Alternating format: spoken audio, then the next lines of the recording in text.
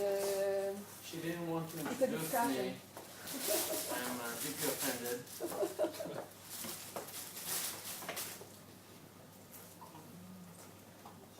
I saw it on your Facebook and liked you yesterday. Hi.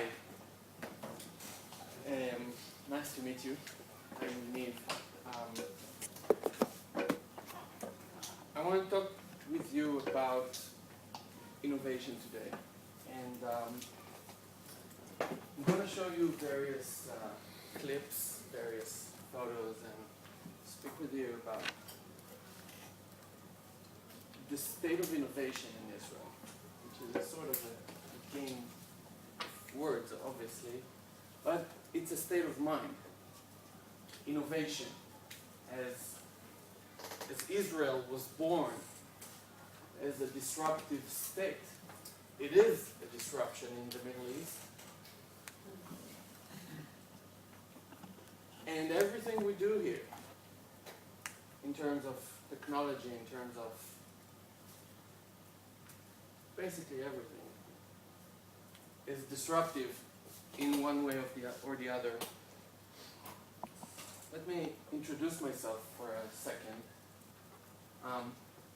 All of you have laptops and internet here, so whenever you want, you can tweet, Facebook, Google, do anything. And please feel free to do it while I speak. And you can also Google me, friend me, follow me, anything you want. And while we're here together, you could interrupt me and ask any question. Okay? Deal? Great. And I'll try to make it as fun as possible for you.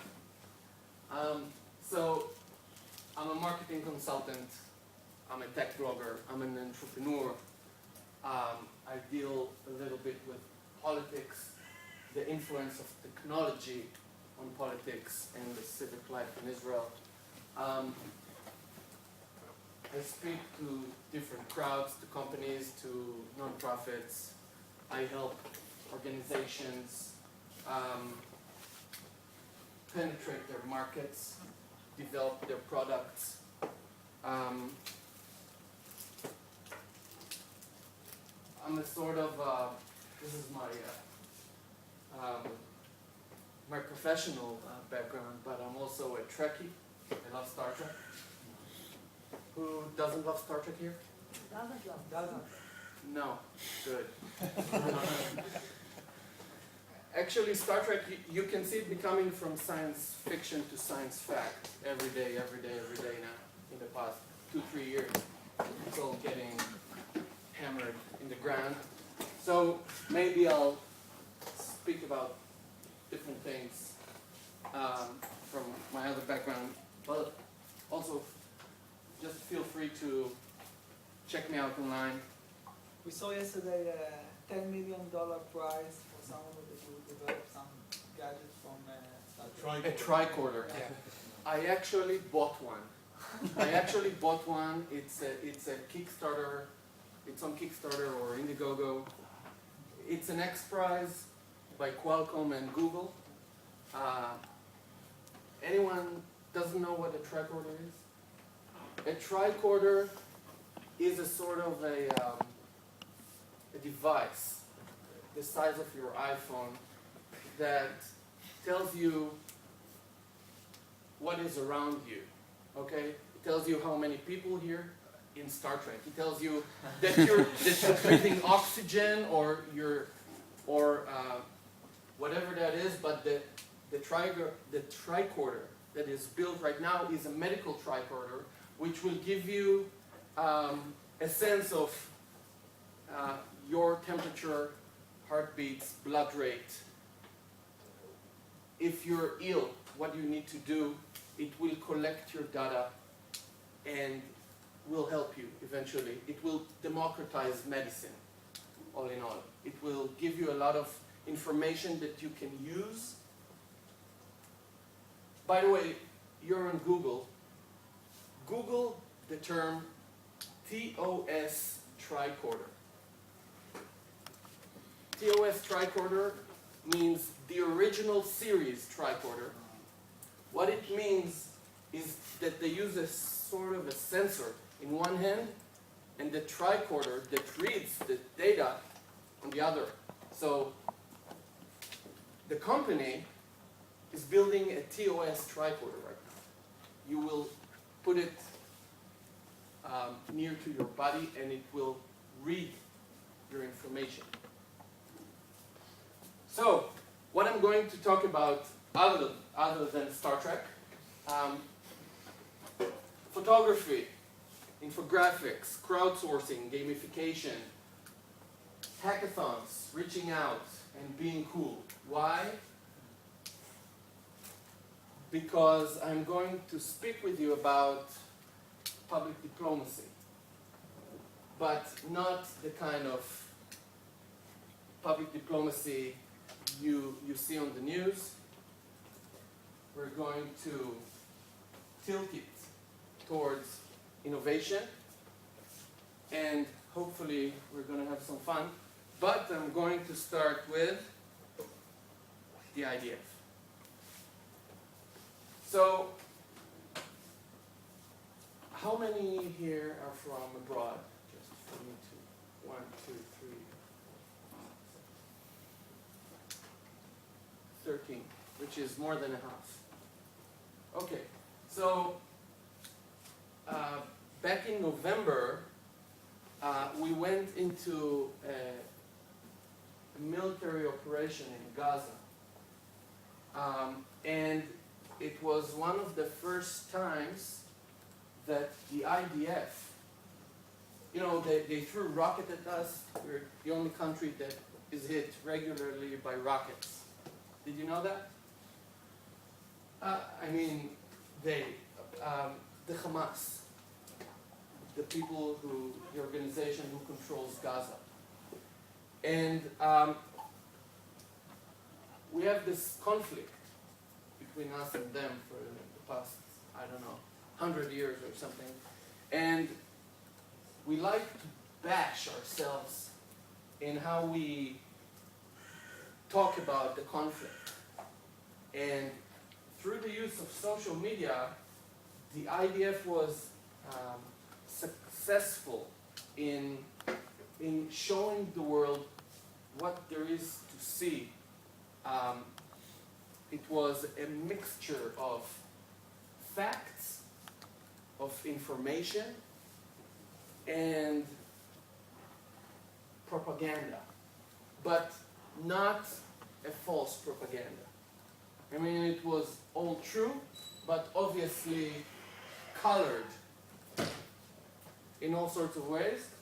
And the greatest thing about the IDF's strategy in talking to the world about what there is there is that they have a strategy. Okay? They have a strategy that you as company CEOs or future CEOs could learn from. They have a blog that is linked to everywhere. They use videos, they use, I'll show you in the next slide. They use everything in order to,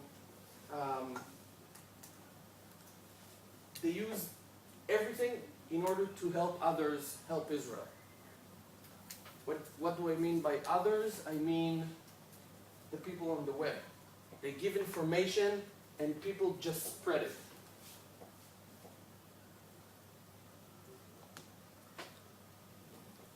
The biggest tool that the IDF uses is information. They use infographics, and you'll see more and more. Infographics is information that is shareable, snackable. Shareable and snackable. I mean, a tiny piece of content, a tiny piece of information that you just love to read. And you love seeing what there is to see there. And if they ask you to do something, you do it. Why? Because you enjoyed it. but it's an information that for in our era that we have no time. We need something fast and something simple. And that is exactly what the IDF does on the social web. Either it's the chief of staff, what he says somewhere, or the amount of trucks, of payloads, of food that is sent daily to Gaza. Okay? So when you see information day in, day out, month in, month out, you understand that there is more to the story than what you hear in the news. Another type, more information, propaganda, but true. Colored, but true. But also, what you see here is a sort of a pop culture. Okay? The IDF uses a strategy of pop culture. Let's take this guy, you know him, and let's color his face and tell people how they get their money. Iran, yes, but also drugs. They sell drugs. And every picture that you see was shared at least 500 times, at least. Okay? And it reaches hundreds of thousands, sometimes millions. And more important is that almost anything the IDF does, either it's in time of conflict or in times of quiet, it reaches the news. Okay.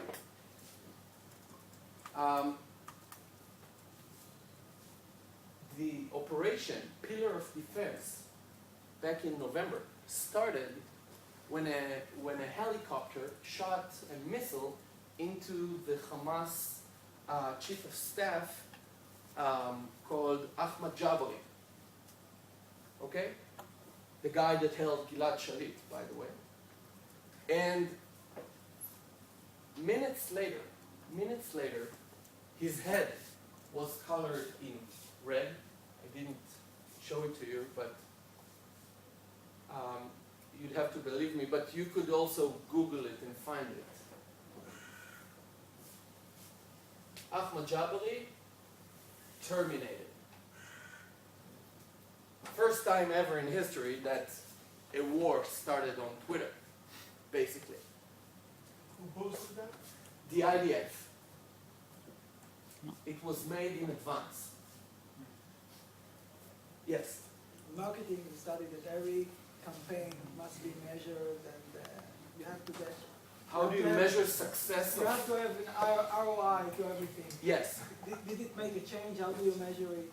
What are your... Okay. How do you measure success in public diplomacy and in war in social media? Great question.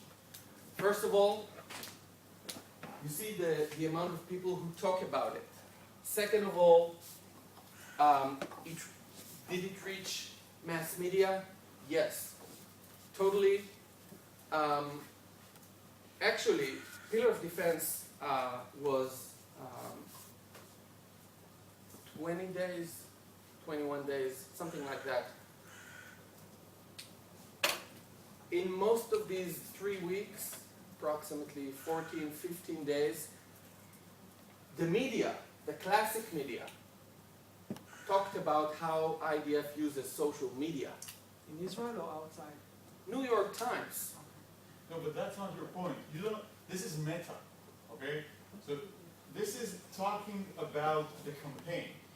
I think you're. The mass media talked about the campaign and not about the conflict. Exactly. Yes. Is this a good thing? At your point, you don't have to raise awareness to the campaign. You have to raise True. awareness to the subject of the campaign. True, but when you talk about the campaign, what do you talk about? The information that we give. You talk about the campaign means the messages get through. maybe they said it was a shitty campaign. I don't know. Actually, it was the best campaign ever. I don't In know. terms of numbers, I'm just telling you. In terms of numbers, in terms of effect, in terms of, wow, in terms of the feeling that we kicked ass, hold on, we kicked ass in terms of how we talk about it and how people talk about it. No, but you're confusing two separate things. One thing, Israeli killed the head of whatever Yes. of the Hamas, and your job as working for the IDF is to make this killing become legit, which I personally think is legit, No. but it's not the point. No. You need to make more people think that it's legit. You're not measured by how many foreign networks are talking about your campaign. Don't touch. I don't think so. Nobody cares about the campaign. It's the thing, it's the killing of the person that is the subject of this thing. True. But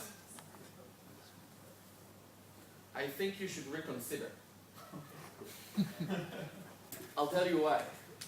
Because, you know, we fought many wars in the 65 years that we're here. Most of them we didn't start. The first war was when the state of Israel was 1 day old against the entire Arab world,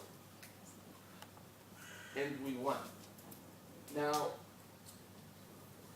in 2012, 2013, it's not about who's right. And social media is about who captains the conversation, not who controls, who maneuvers. Okay? Now, in the past, Israel didn't have a strategy for this. And what can I say? I mean, sometimes there is war. We need, you know, how people talk about the conflict helps us as the state of Israel, and I am not the state of Israel, I'm just a citizen. It helps bringing legitimacy to what we do. Well, what I'm saying, your KPI, your measurement, the thing you should be measuring is, let's say, how many positive,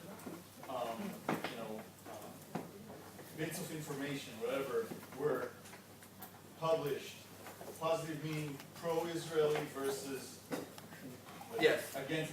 This is a KPI that your campaign is supposed to help raise the number of positive statements about Israel. Yes. I think a mere mention of the campaign is not an indication of your success, because you don't want to raise awareness to the campaign, but to Israel. That's what I'm saying. The IDF has a unit.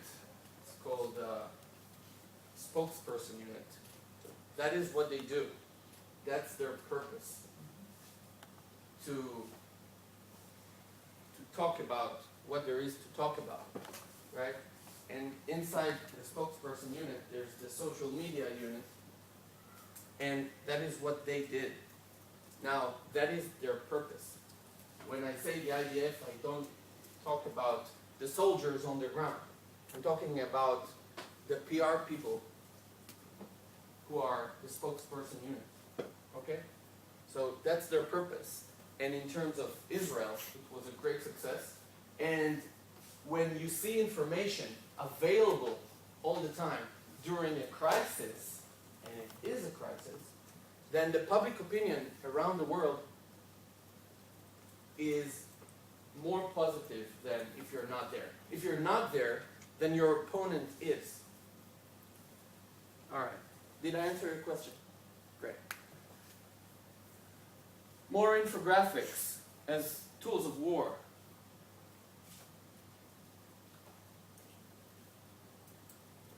There are 4 pilots here. No? Who is the pilot? So be careful. 1 and 2. Active Active pilots, captains. 2 of them are F-15. Cool. Yeah. Very cool. Plus minus. So infographics, as I said, helps move the conversation. Another way to talk about the IDF is talking about things that are not conflict. Not everything is a conflict. Blood donation, for example, helps humanize the army. We are humans, after all. Women. Women, women, women. Need I say more? Women. The Instagram. This is the IDF's Instagram. It's from yesterday, by the way. Just took it yesterday. Another one. Okay, so what you see here, what do I mean by women? I mean that an army has soldiers, right? And the army wants to show that, you know, it's diverse with cultures, with people coming from all over the world to join the IDF. Jews, obviously. But also, women become fighters. Because that is what we are as a democracy. We have an army, women serve. Gamification. Go to idfblog.com. And I think it's idfblog.com, but you could reach it, just Google it. What you see here is an interface of a game. The IDF has a blog which updates every few days with everything the IDF has to say, and it uses the people who read it in order to spread the posts on the blog. It's a WordPress blog, updated weekly, and what you do is, the more you read, the more points you get, the more badges you get, okay? I earned 17 out of 28 badges myself. This is me. I played the blog. Did anyone ever play the blog? No. So, the more you read, you tweet, you post to Facebook, you comment, the more points you get. And people actually play this game and help spread the word. It's a sort of crowdsourcing. Yes? Isn't this a bit preaching to the... I mean, Preaching?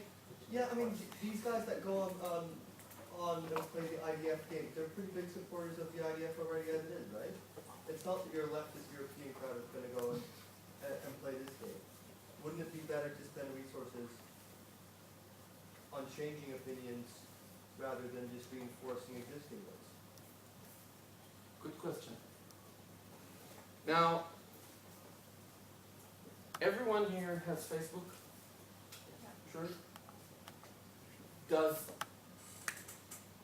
Are all your friends left-wing or right-wing? Are all your friends from your religion, your country? Yes, no? Obviously not. So, you know, it gets out because of the big numbers. It gets out. Now, sometimes, I don't know if you know, but there are a lot of Arabs, for example, that love Israel and hate what is happening in the Middle East and wants a democracy and understand culturally that what the media says and what reality is are two different things. And sometimes you'll get an amazing post and you'll just want to share it. So, investing resources, there is a resource for new media and innovation on social media in the spokesperson unit. That is what they do. Should they not do it? I think something new like a game in a blog is terrific. Does it change an opinion? I don't know. I didn't measure it. But it's new. It's different. It's unique. Okay?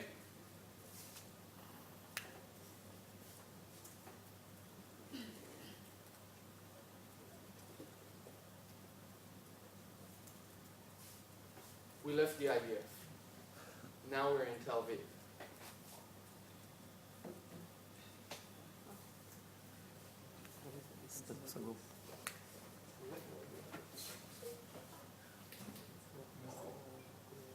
Whoops.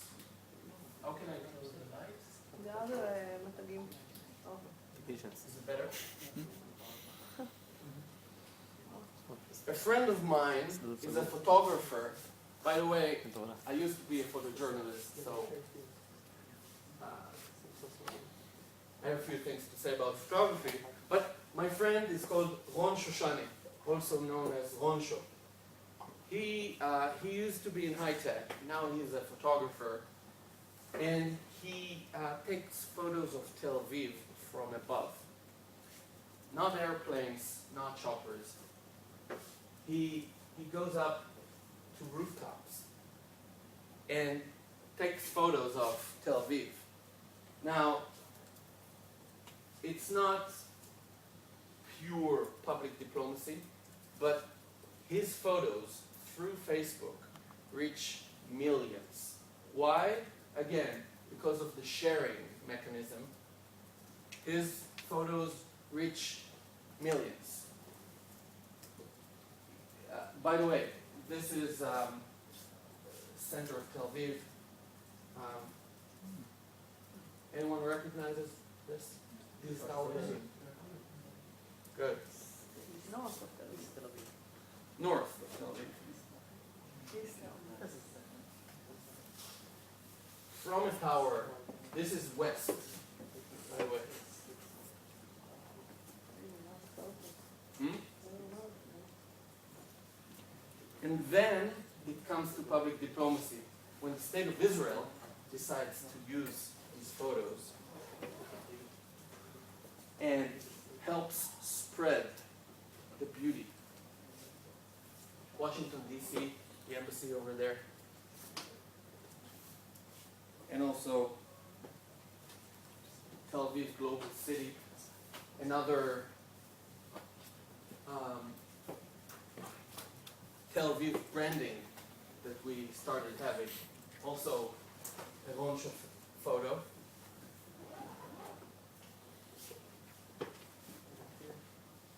Any questions so far? Anything you want to say? Anything interesting on Twitter? Yeah. I thought I think it was Stand With Us is an Israeli organization. Yes. It's a Jewish organization that has. I thought they did a very smart campaign. With Instagram. Yeah. Yeah. You want to share it? Sure. There are a few organizations. One of them is Stand With Us. Another one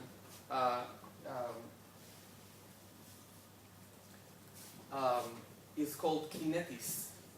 Is bringing bloggers, is bringing Instagrammers to visit Israel as bloggers, as photographers, and they take them to tours where it depends on the subject of the tour. It's a 5-day or 7-day tour from top bloggers, means 200,000 followers north on Instagram or their blog. Can be food, wine, technology, finance, fashion, music, all sorts of web people. Thank you for this. That is some of the things that we do in order to bring people to Israel that can influence the conversation and, not talk about the conflict, because the conflict is not everything. We have so many things here, but for some reason, conflict is all there is. But maybe not. And again, thank you. Now, a little bit about technology. I want to show you a short clip. It's called TLV Tech Tour. It's a bunch of Israeli entrepreneurs that decided to take themselves into take themselves and fly to Silicon Valley to the US basically and roadshow. Show you a little clip.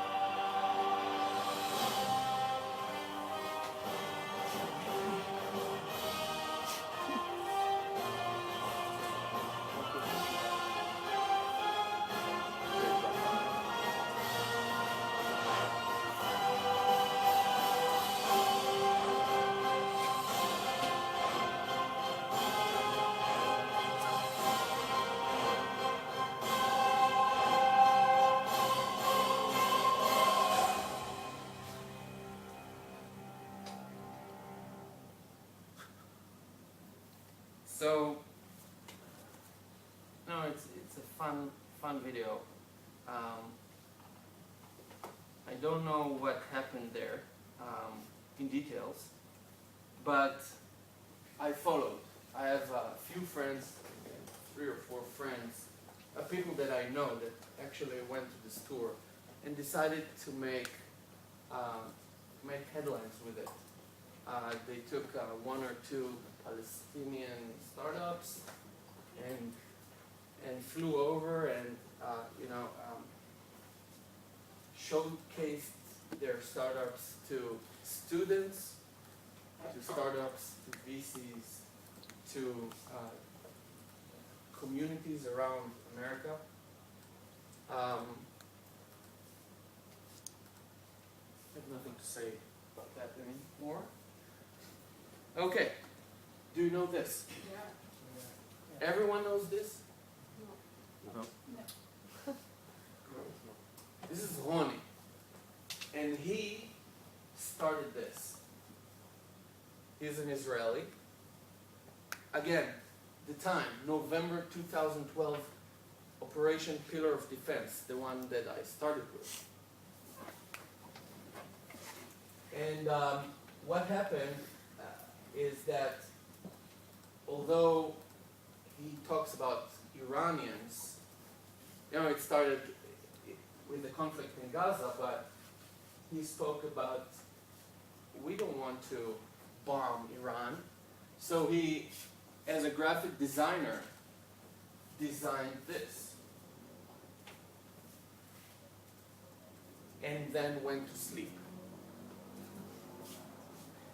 The next morning, he started getting replies, photos from people.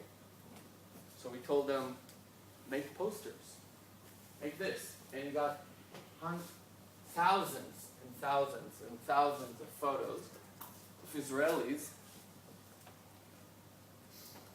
And then he started getting emails from Iran. People from Iran started sending photos and posting photos, all sorts, using the same branding. And through a time of crisis, you remember Bibi Netanyahu with the bomb in the UN? It was then.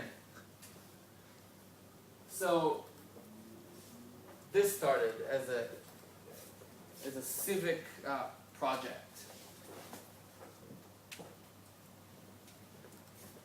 Israel passport, Iranian passport. You can go to israellovesiran.com if you want. It's all there.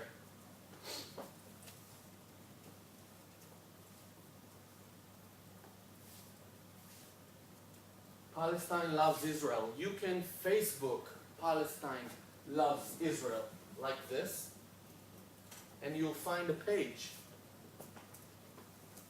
Actually, you will find page on many countries that love Israel and that Israel loves every country over there.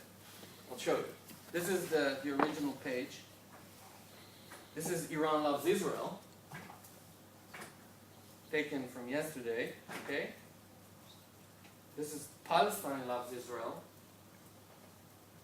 Bulgaria loves Iran. And if you search on Facebook, Israel loves, or Palestine loves, or Iran loves, and you let it autocomplete, you'll find many, many, many pages. It became viral. And obviously, it went to the news. You know, it became a worldwide phenomenon. And if you go to their website, you could see they started multiple projects, multiple design projects with this branding. We don't want war. We love X, Y, and Z, and all sorts of messages. And they let people use these Photoshop files in order to embed them on photos. So what they do is they do design. Questions? Anything you want to say? Please feel free.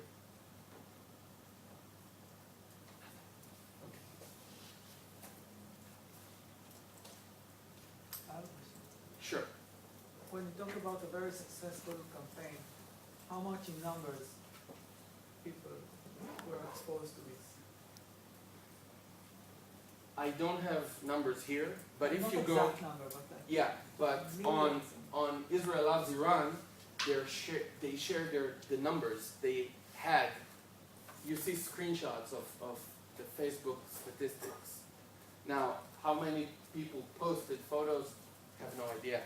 But the fact that suddenly and independently pages rose from the whole world, and then it became a phenomenon that mass media talks about. It gives you a sense, but I don't have numbers. 112,000 likes. Of the original page, no? Yeah. So a very, very successful campaign, or I think we reached like an audience of up to 1 million people. This will be it's considered to be a very successful thing, right? I don't know in numbers. I don't know what is successful. Is a million of anything is something, Of course. but a million out of 7 billion. But a million is something, you know. So, and I don't know if it reaches Iran and Iranians start to speak with Israelis after Something. like I'm with you. 30-something years. Of course. Instagram. I called it Insta messaging. During Pillar of Defense, Instagrammers from Israel started coloring their hands with the word stop or stop the terror. And this also became viral.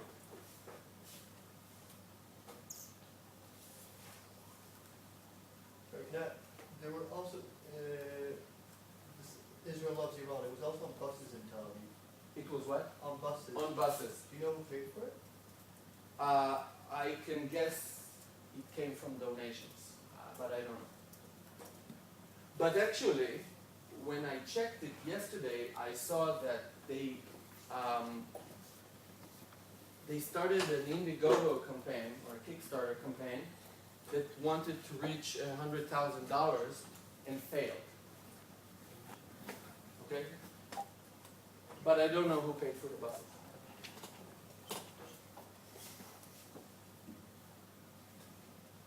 What was their goal? The goal? You said it failed. $100,000, Sorry. and they reached. No, like why did they raise the money? What for? Obviously to raise awareness. That's the whole thing. Nothing else there.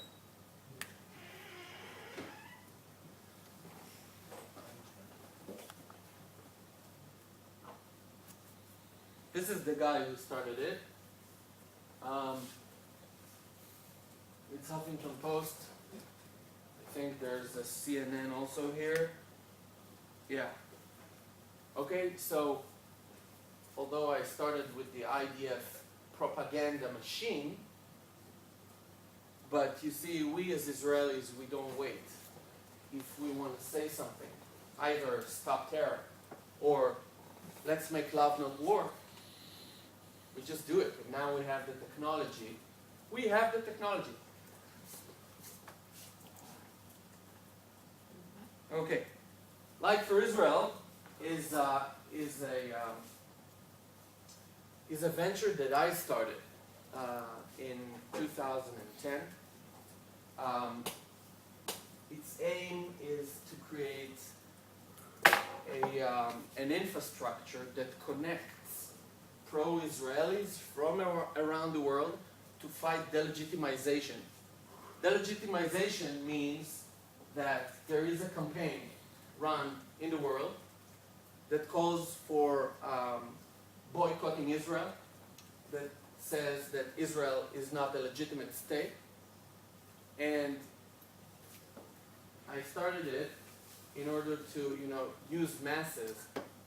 As you obviously know, one person or a small group can't take on this kind of project, and also not one government can take on such a project. It needs help. So if you want to reach masses, you can try on different campaigns on how to go viral, but the best way to go viral is to connect with people, a lot of people, that will carry your message. That is why, by the way, what's your name? Benjamin. That is why the IDF used gamification. That is why infographics are useful, because they touch a certain point that helps them reach others. So what I did was basically I created multiple groups from around the world, either from countries or from different professions, like PR specialists, like lawyers, like musicians, like VCs, like CEOs of nonprofits, but from countries from around the world. And we started talking about all sorts of things and created communities to carry messages out. Another thing that works are hackathons. Do you know what the hackathon is? Who doesn't? Anybody? Okay. A hackathon is a marathon for developers and designers. It can be a few hours marathon that people sit in an open space and develop applications, develop messages, develop designs, basically develop. And when you bring dozens of professionals to sit with each other and create something with one goal in mind, then miracles happen. Miracles happen. What you see here are basically two hackathons. This is the first, this is the second. It's all about pro-Israel Israelis that wanted to create applications, mobile applications that help raise awareness.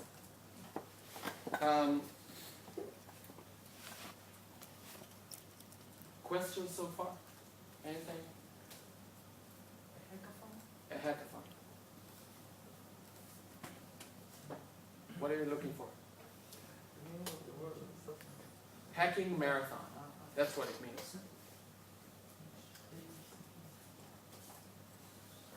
If we're talking about hackathons, so it happens all the time in the multinational companies. Microsoft do it all the time, and the other companies as well. Weeks. What? Weeks. Yeah. Weeks. Facebook Yeah, has a yeah, but- hackathon. yeah. No, I'm talking about the multinationals. The startup do it, of course. Okay. And what we did in the IETI in the organization, actually 2 weeks ago, or last 2 weeks ago, we did something for the first time in the world. We took 8 companies.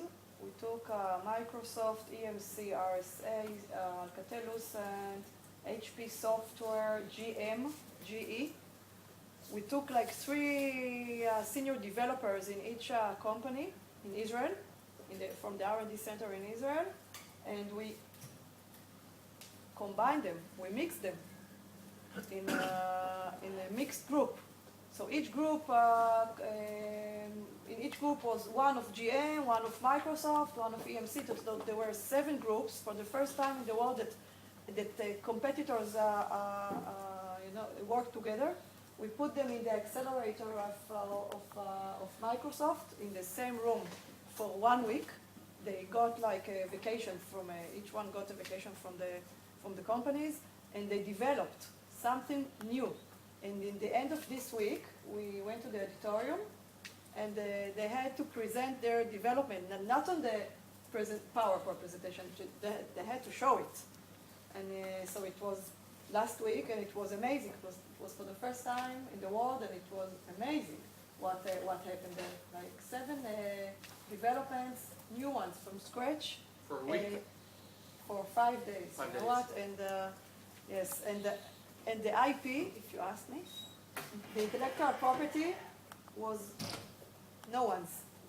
No one's took over the intellectual property. That's what we decided, and we agreed in the beginning of this marathon. So it was amazing. I will send you, if you send me a mail, you know what, I will show you later on my website the link that you can see everything. You can see all the presentations there, all the photos, all the video of this event. Oh, it's amazing. Did anyone ever been in a hackathon? Anyone of you? You? You should come to see it. It's free, and you. What do you you're like allowed about to- hackathons? Well, it lets you do, things you love without the annoying disturbances of real life. Yeah. Of course, most of the times the projects get, thrown away like 48 hours afterwards. Yeah. But still, it's fun. It's fun. Sometimes they have also like Google campuses hosting a open government hackathon. And it's meant for people to help the Every open week. government sites. Yeah. So it's also those stuff. Google Tel Aviv gives one of the floors. They have 9 floors in the tower in Tel Aviv. They give one floor to a hacking marathon weekly for opening the government in terms of information, data, and all of that.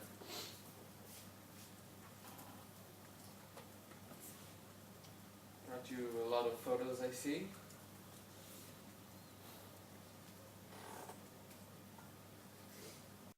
He, I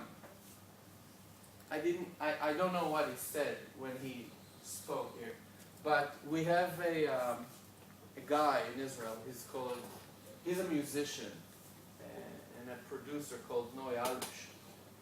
And he took his speech and made this clip.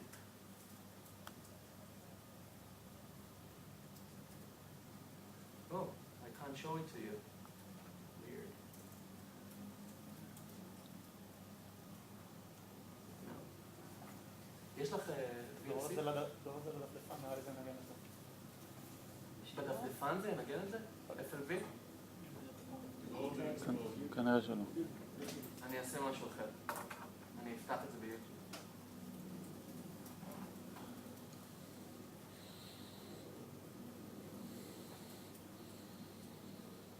Manson Garden.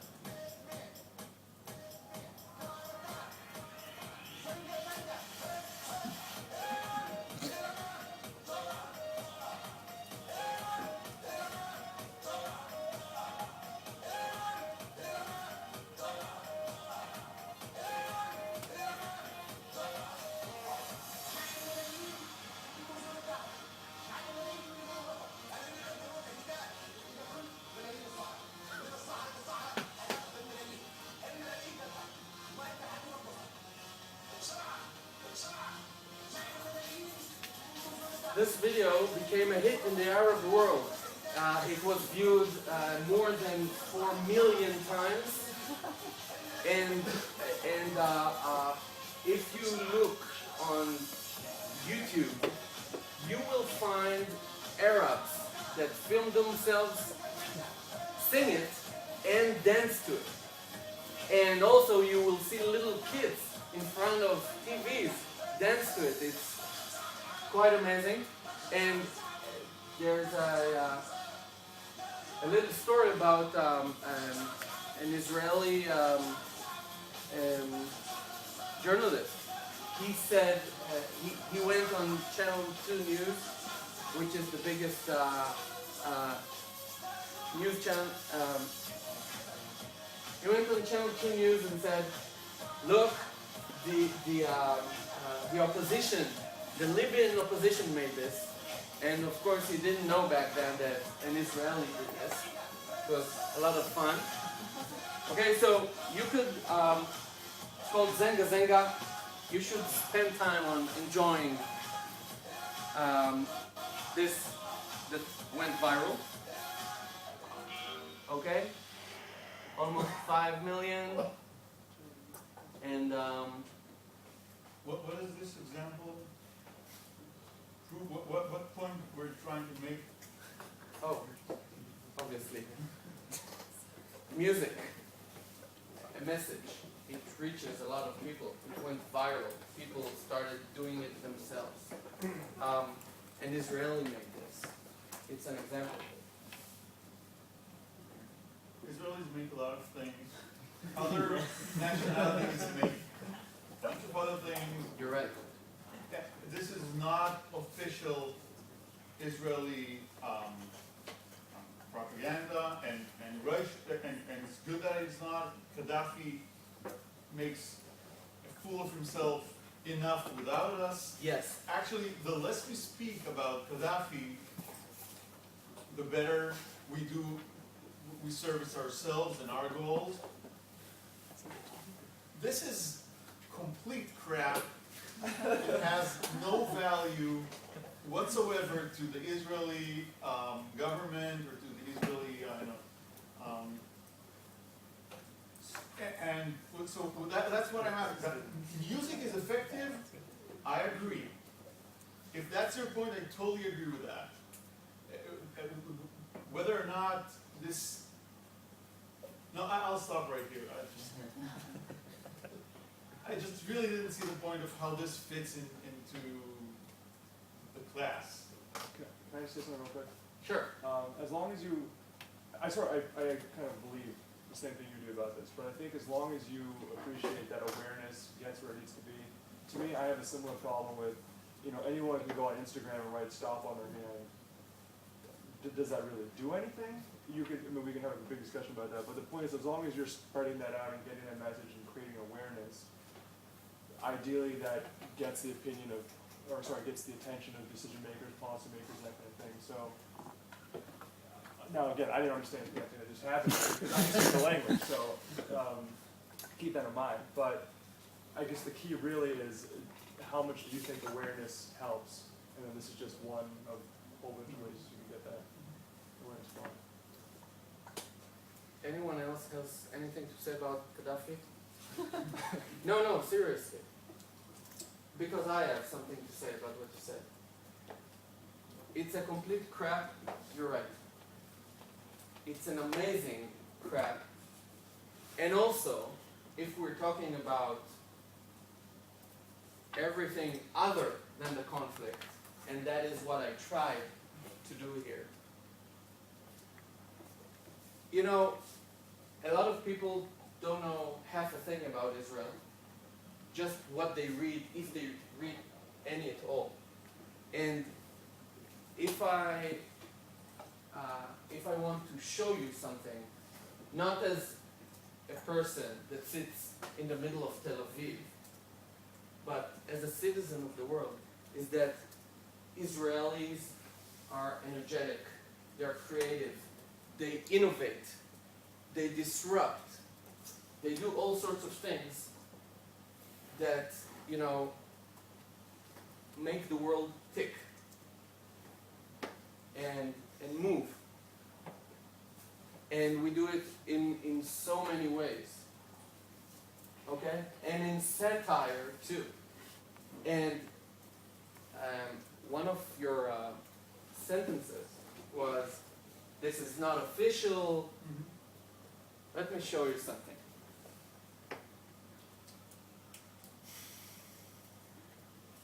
By the same guy.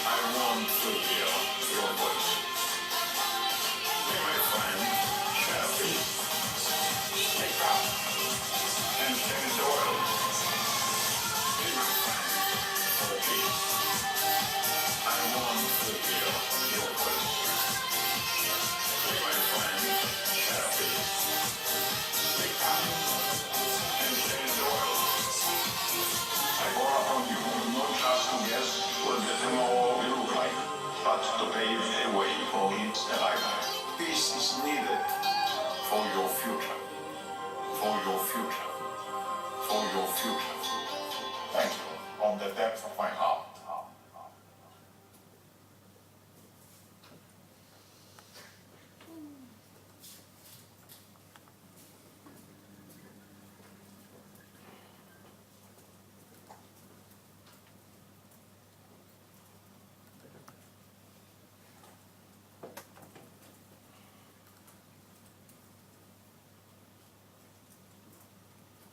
So this was the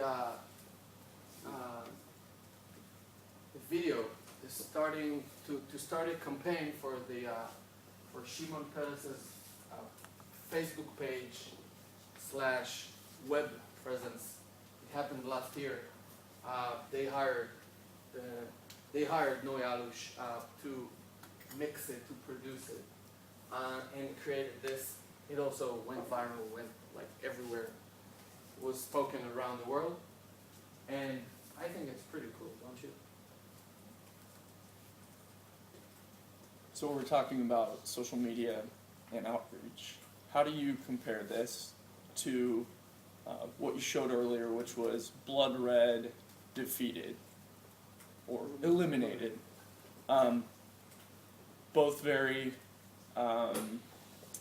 they capture your attention, and I just want to discuss what we think is more effective and what we think spreads a better word. I have my opinion, and I'd like to hear yours. Tomatoes and oranges. Not Same the same. goal. Well, Apples to apples in my book. well, let me not agree with you. I'll tell Sure. you why. Different messages, different times, different crowds maybe, and the only thing in common is the media. If you didn't have social media, then you have newspapers, radio, television. Now you have social media that reaches, you don't have the middleman. Mm-hmm. You just post it and people get to it. So this is the common thing.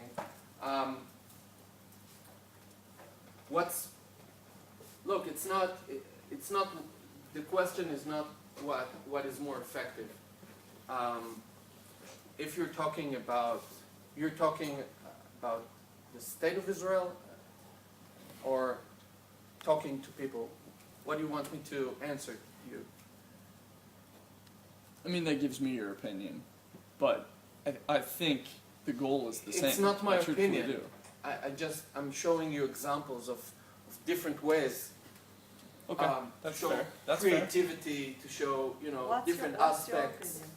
My opinion is the same, that people don't understand Israel, the situation. That's why I came here, quite honestly, because I want to What see situation? the situation with startups, Yes. the situation with the conflict, Mm. and life. And the conversations that I have with people are very interesting, because I think Americans obviously see what's on the media or in the media, and so they're immediately drawn to this conflict. And I think the idea is that conflict doesn't affect your everyday lives. What affects your everyday lives are the people and the relationships and the businesses and the feeling, right? That's what Americans and Europeans and other Middle Easterners don't understand. But to me, the most effective means to get them to understand is through effective, positive communication. So I found it interesting that you showed this, which to me is captivating. It's positive. It says so many things, right? But the first thing you showed, to me, that offends me, because I think that, and I think that spells out a different objective, which is elimination versus captivation. So True. that's the only reason. I'm not trying to create a diatribe here. That's just how I felt. A message like the first one could really go in that direction, Right. but think of it also, it's pretty much like Obama going to the podium in the middle of the night saying, "We got Bin Laden." Exactly. So No, I it's- think it's you have kind a of very it's good the point. same message. It's trying, if you read the rest of the data on the side, it's trying to show he headed a terror organization, he did this and that, and we helped the world by getting rid Fair of him. point. So it's kind of the same. it may be tough for some people and it won't connect with them because the whole concept of military and violence and all that immediately goes to a negative place. It's more internal PR, I would say. And this, of course, it's easier to accept. You know, you hear love, peace, everybody, Puppies and sure, rainbows. everybody wants to hear it. Sure. The IDF slides are meant both internally and outside.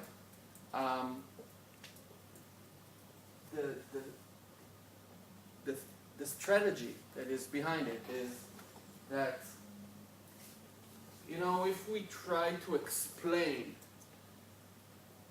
you know, sometimes in war people die they're just victims, they're innocent, but they die, and you can't make it positive in any way. You just cannot. You will fail. They died. Children, women, I don't know who. Innocent men.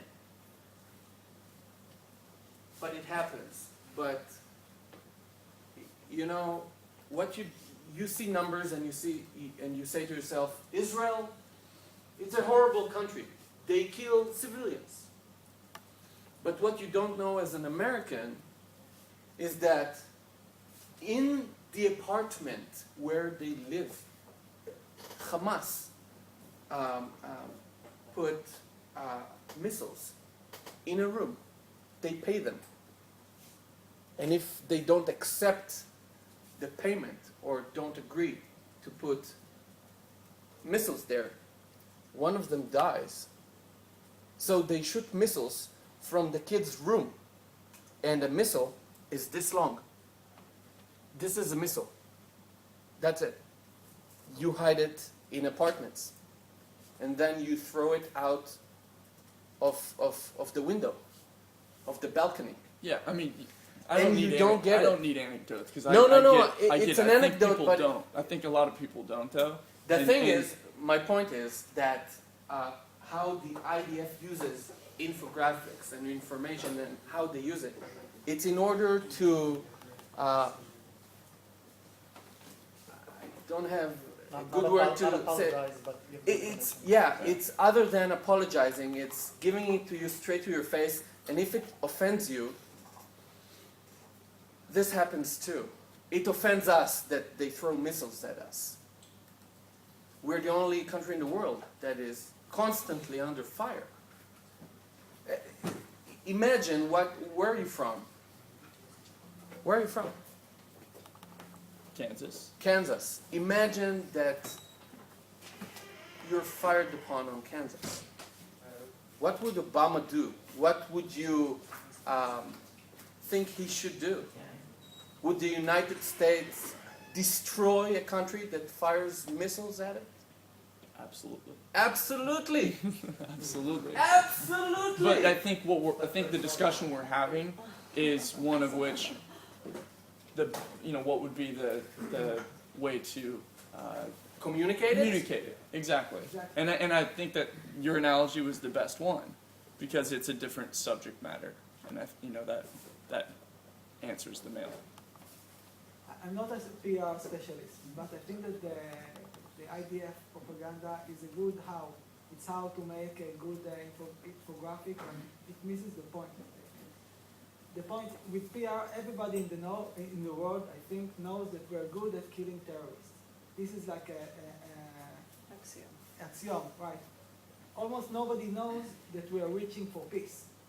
So if I would make only one infographic or one film, I would choose the Paris one, which is captivating. Right. And this is the most important, because the IDF, why he killed someone, it's not interesting. Everybody knows that we're in war, and all the other things are excuses. Yeah. Yes and no. Why? Because it depends on the context. You don't seek peace when you go to war. When you go to war, when war is waged against you, you defeat the enemy. That is the way things are done. It's not that I decided it. That's just the way it is. people go to war, and people die in wars. You're right, but And this is a and war- this in is a war, two-sided- you need to communicate war, obviously, I'm not sure. and in peace you communicate peace. But you know, this is by the way, it's the army that communicated what it needs to communicate. It's not the government that communicated it. And it's not the people who communicated what the army communicated. And I'm just saying. We will not go into it now because because this is the most interesting topic, as all of you know. Because I don't know if you know what's going on in Israel. You know, is 4 friends meet like for beer in the evening, so 4 different opinions, and in 5 minutes a war starting. So it's a problem. You have to be very gentle here. Niv, thank you very much. You're welcome. You're really, because it's really exciting. For me it was fascinating, and so much can be said more than only 1 hour. We will take a 15 minutes break and we will return for 20 or 30 minutes more, and that's it, okay?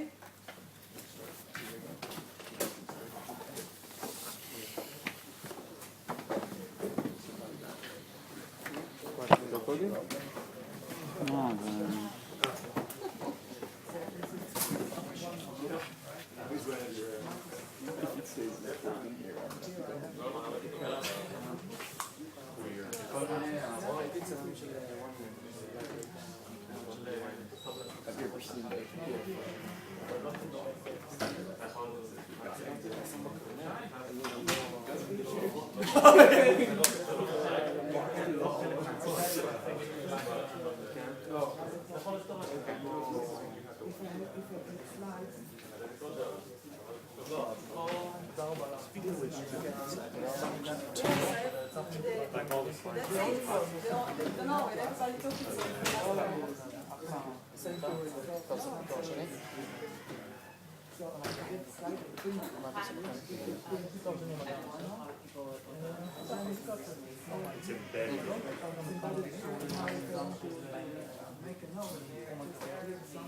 Wow.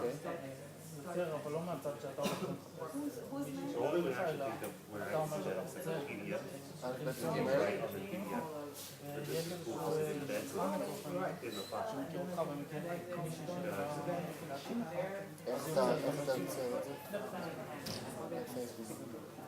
אתה מעלה את הבקשה הזאת, כל החברים שלך מקבלים את הבקשה הזאת, ולהם יש חברות או בפייסבוק שיכולות להכין לך. אז הם אלה שיוצאים את זה. אני גם אין Did you grow up speaking Hebrew? You grew up with the so when did you start speaking?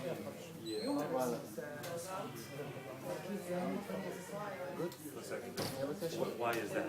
Why not sooner? Why not later? Is there certain thought process around that?